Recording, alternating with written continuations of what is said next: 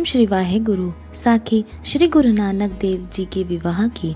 एक दिन नानक जी के ससुराल से एक पत्र आया जिसमें लिखा था, आषाढ़ शुक्ल पक्ष की सप्तमी के दिन विवाह नियत किया गया था। यह खबर मिलते ही सबकी प्रसन्नता की सीमा न थी। पूरे संबंधियों को पत्र लिखे गए।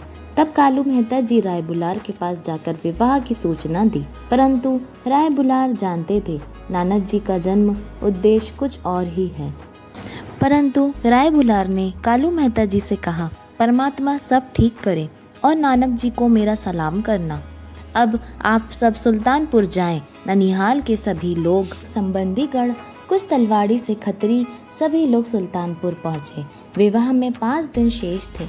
विवाह का कार्य जोरों से चल रहा था। नीदे ब्राह्मण को मूले के पास भेजा गया और सुल्तानपुर से बारात आनंद पूर्वक निकाली गई।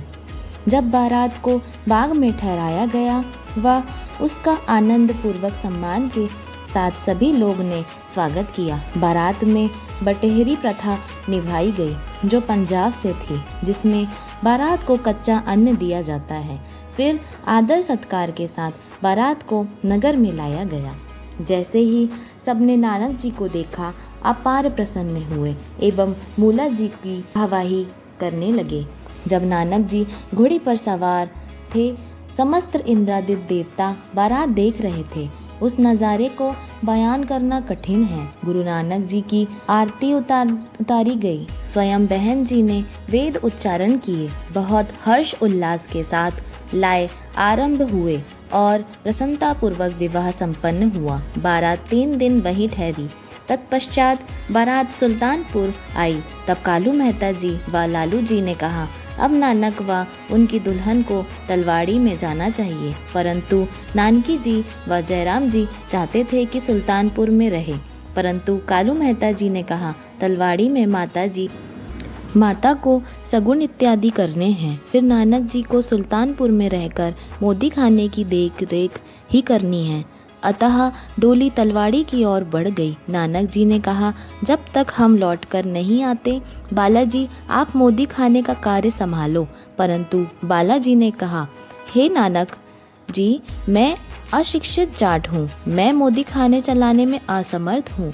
नानक जी ने कहा, बाला आप चिंता ना करें, सब परमात्मा कार्य करेंगे, तुम्हें तो सिर्फ बैठना है, हम 1 महीने में लौट आएंगे। बालाजी बोले, जो आपकी आज्ञा गुरुदेव। 1 महीने के बाद नानक जी सुल्तानपुर आ गए।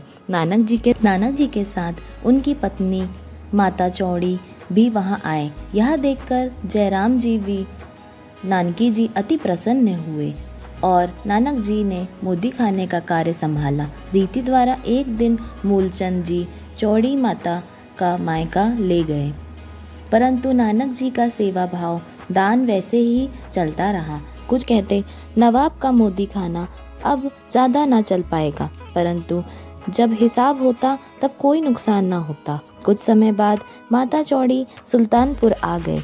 नानक जी घर की पूरी जिम्मेदारी बाखूबी निभाते, परंतु नानक जी पत्नी के मोह से कोसों दूर थे।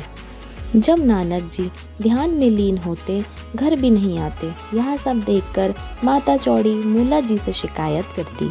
इस बात से मूला और उनकी पत्नी बहुत नाराज होते और जब भी सुल्तानपुर आते नानक जी पर क्रोधित होते और नानकी जी को भी खरी खोटी सुनाते। नानकी जी ने एक दिन नानक जी को बुलाकर समझाया।